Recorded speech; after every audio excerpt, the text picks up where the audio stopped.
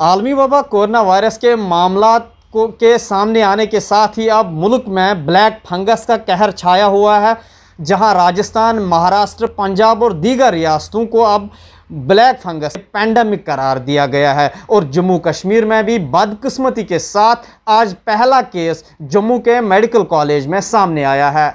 इस वक्त मेरे साथ मौजूद है doctor Saima Tabassum, ENT specialist, जिनसे हम बात करेंगे और ब्लैक फंगस के बारे में जानने की कोशिश करेंगे। मैम, खैर मकदम है आपका। Thank you so much. जी, पहले आपसे जानना चाहेंगे कि ये ब्लैक फंगस क्या होता है और किस तरह के सिम्टम पेशेंट में मिलने के बाद आप तहकीक करके कह सकते हैं कि ये ब्लैक फंगस केस है।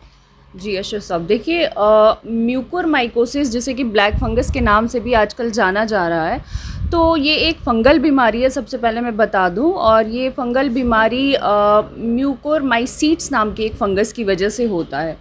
ये फंगस हमारे एनवायरनमेंट में हर जगह फैला हुआ है। आप कहें तो ये मिट्टी में भी पाया जाता है। इसी के साथ साथ कुछ ऑर्गेनिक मैटर्स लाइक सड़े हुए फल, सड़े हुए ये सब्ज़ी की बात करें हम, इसी के साथ सिलन भरे कमरे में भी ये पाया जाता है। साथ ही एक नॉर्मल हेल्दी इंसान की नाक में भी ये पाया जाता है। तो इससे अच्छी बात हमें बताने को ये मिल रही है कि अगर ये नॉर्मल हेल्दी इंसान की नाक में पाया जाता है, उसे इन्फेक्ट ज़रूर करेगा लेकिन उसे बीमार नहीं करेगा।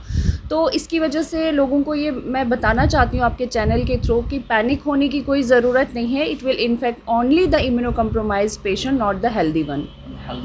जी मैम, किस तरह के जो सिम्टम्स की मैं बात कर रहा था, क्या क्या सिम्टम हो सकती है? कि हम सिम्टम की बात करें तो ये बीमारी बहुत ही रैपिडली हमारी बॉडी को इन्वॉल्व करती है और हमारे टिश्यू को डैमेज करती है।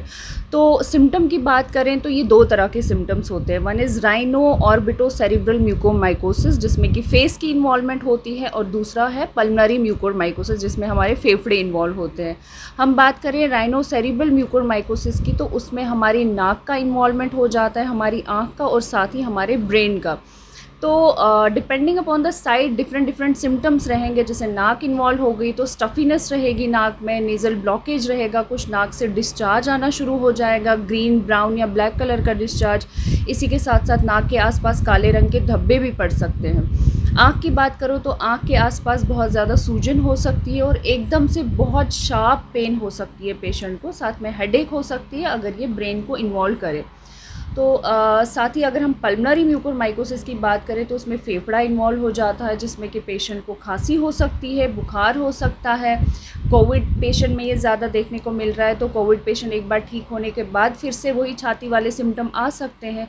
तो ये लक्षण को हमें दिमाग में रख के हमें जल्दी से रिपोर्ट करना चाहिए डॉक्टर को, क्योंकि जितना जल्दी इसका डायग्नोसिस हो सके उतना जल्दी इसका इलाज होगा, और जितना जल्दी इसका इलाज होगा उतना पेशेंट के लिए अच्छा रहेगा। जी, किस तरह के एहतियाती तदाबीर लोग कर सकते हैं ताकि वो इस मुहलिक बीमारी से आप बचने में कामयाबी हासिल करें? जी देखिए, हम प्रिवेंटिव टिप्स के बारे में बात करें तो हमें ये 3 लेवल पे करना चाहिए। सबसे पहले at the level of patient, second at the level of doctor, and third at the level of administration.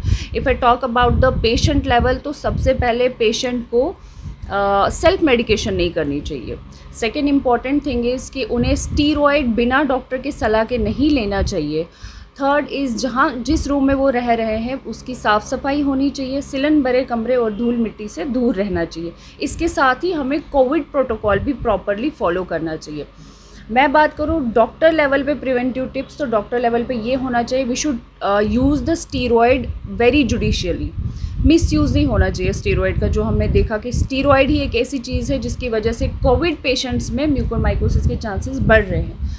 तो इसके अलावा स्टीरॉयड, जिस तरह से तशवीश की लहर है, क्या सिर्फ कोविड पेशेंट ही इस मुहलिक बीमारी में मुब्तला होते हैं या आम लोग, दीगर लोग भी हो सकते हैं? देखिए, मैंने पहले ही कहा कि आम लोग इससे इफ़ेक्ट नहीं होते हैं। आम मतलब हेल्दी, जिनकी इम्यूनिटी नॉर्मल हो।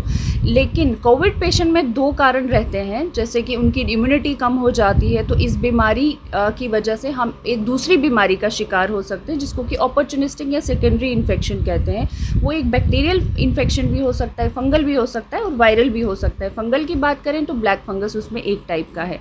इसी तरह से कुछ मिसयूज़ जो ड्रग्स का हो रहा है, जैसे स्टीरॉयड का, साथ में अभी आपने देखा होगा टॉस्लिज़ुमैब जो कि फ्रिक्वेंटली कोविड पेशेंट्स में यूज़ हो रहा है, उसका भी जुडिशियस यूज़ करना चाहिए, क्योंकि उससे भी इम्यूनिटी कम होती है।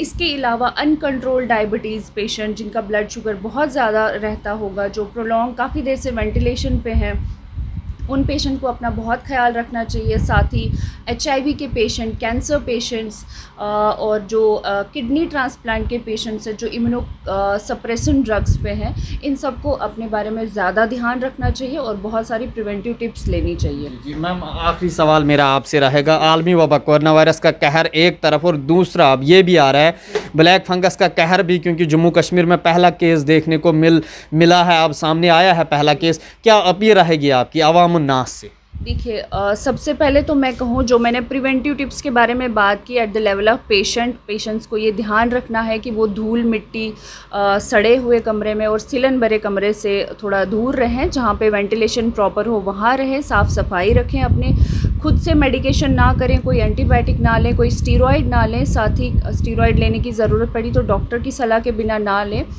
साथ ही उनको कोविड प्रोटोकॉल भी फॉलो करना चाहिए। अगर कभी ये सब फॉलो करने के बाद भी अगर कोई भी सिम्टम उनको दिख रहा है तो immediately they should consult the ENT consultant, जिसकी वजह से उनका डायग्नोसिस बहुत जल्दी बन जाए और ट्रीटमेंट जल्दी हो जाए, क्योंकि अगर इसकी ट्रीटमेंट में देरी करी जाए तो पेशेंट की जान भी जा सकती है। बहुत बहुत शुक्रिया। थे हमारे साथ doctor Saima Tabassum, ENT specialist, जिन्होंने हमें तफसीलात दी कि किस तरह से ब्लैक फंगस से लड़ा जा सकता है, और इन्होंने वही आवाम से अपील की कि वो डॉक्टर साहिबान से सलाह मशवरा करके ही इस बीमारी का ट्रीटमेंट करे।